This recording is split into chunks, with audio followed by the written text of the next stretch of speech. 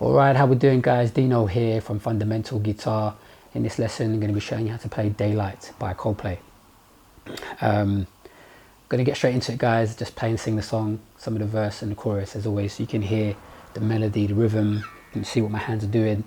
Then we're going to go into the lesson, start breaking it down a bit. We've got standard tuning here, guys, 4/4 timing. The tabs and the song structure are in the description as always, so have a look. Let's go with some of the first verse and chorus. To my surprise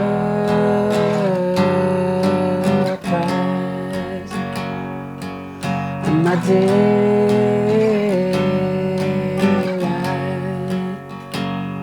I saw sunrise,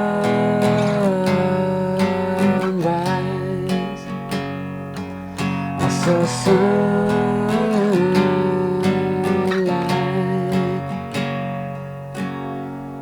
Okay, there we go, that's the first verse. Second verse comes in straight after. It's the same chords, same progression. Let's have a listen to the chorus. He sings this in the high octave. I'm going to be just singing it in the low octave. So, the sunrise, yeah,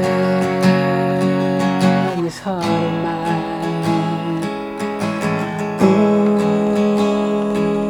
And I realize, who can I live without?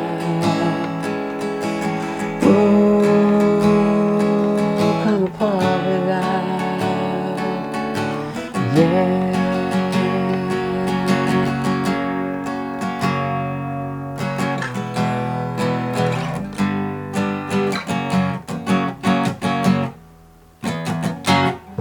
Alright, there we go, that's how it sounds.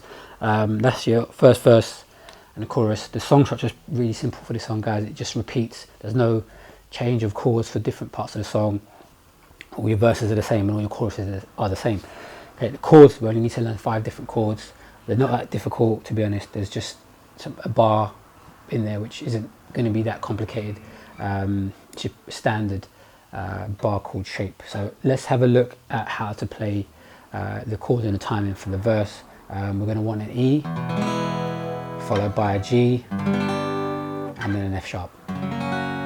Okay, and the timing is going to be a bar for E, a bar for G, and 2 bars for F sharp. 1, 2, 3, 4, 2, 2, 3, 4, 3, 2, 3, 4, 4, 2, 3, 4. Okay, that's the progression for all the verses. You just repeat that over and over again. Okay, now let's have a little look at the chords and the transitions. Okay, so E major, 0, 2, 2, 1, 0, 0. Okay, all the tabs are in the description, guys. The difference here though, we're going to be playing the normal strings for an E major, but we're going to be using different fingers. So you're normally used to playing it with your 1, 2 and 3 fingers, but now we're going to be using our 2, 3 and 4. Okay, the reason why is because our index finger now is free. It's available for our next chord to slide and just let the bar just go down. Okay, so it's a really easy transition, and this is one of the elements that's going to make this song sound really nice and smooth, nice and buttery, is the bass movement and the transitions. Okay, so you could play an E6 here, which sounds pretty cool, to be honest, for the verse, and is nice, but it can compromise the transition. Okay, and I would always favor a smooth transition. I wouldn't compromise the transition over a more elaborate or complicated chord, because when you boil it down, the additional notes are just embellishments, really. I mean, you boil it down to the stock chord, that's really all you need. Okay, so we're going to be playing the E with our 2, 3 and 4 fingers, so that when we transition to the G, we're just going to slide that shape 1, 2, 3 frets up and bar the 3rd fret, and you're there for your G, and then you slide that down a fret with the bar, and you're there for your F sharp. And then when you start the line again, you just take the bar off, slide it back to the open position, and you're back for your E.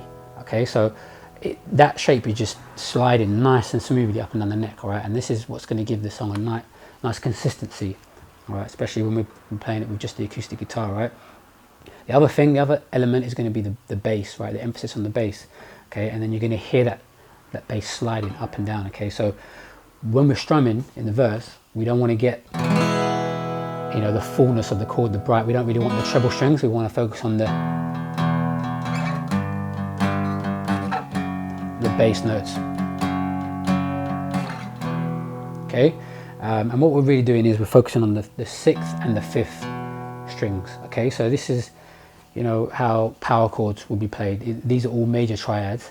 So you're getting the root note and the fifth, and we're stripping out the third. The third would be on the fourth string for each of these three chords. We're stripping it out. So there's power chords, but play them as you would as the major triads. Okay, so just get the sixth, the fifth. There's, you know, I'm throwing some upstrokes and I'm getting some of the treble in there, but that's okay. The downbeats though, you definitely want to be accenting the bass notes, and you hear that slide. Okay, and that's what's going to give it that kind of smooth, nice consistency with the changes, and that's going to add to the dynamics of the song. Okay, so speaking of dynamics, let's look at the chorus now. Okay, so we're going to want an A major 7 followed by a D major 7 and then an F sharp.